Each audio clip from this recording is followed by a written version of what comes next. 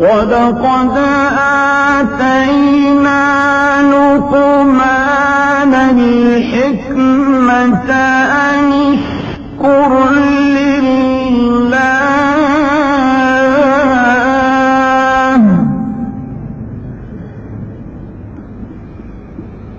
ومن يشكر فإنما يشكر لنفسه ومن كفر فإن الله غني حميد.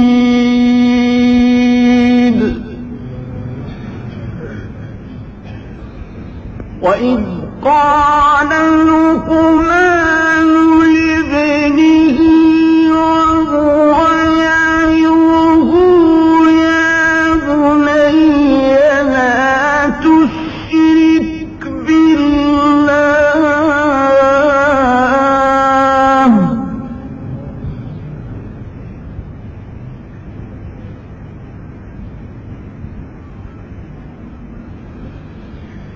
إن الشرك لظلم عظيم.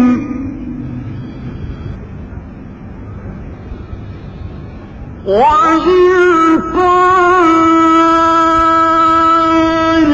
لقمان لابنه وهو يعظه يا بني لا تشرك بالله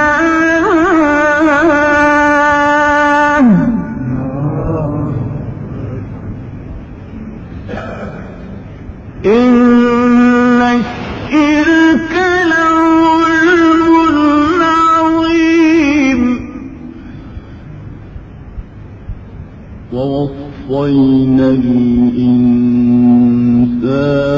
بوالديه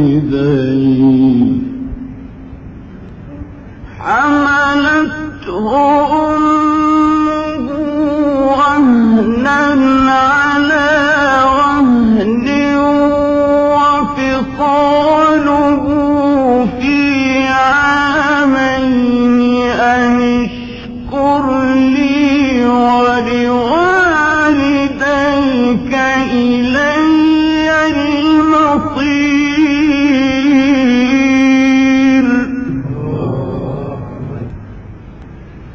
ووصينا الإنسان بوالديه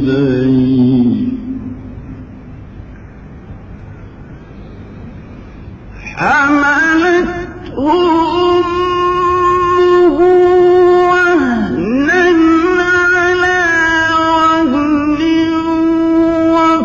وفصاله في عامين أن اشكر لي ولوالديك إلي المصير. وإن جاهداك على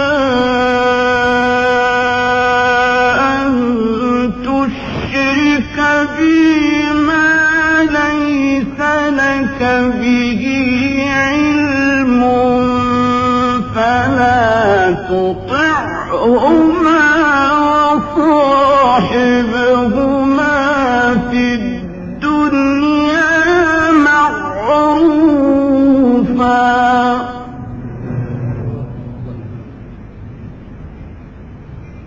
واتبع سبيل من أناب إلي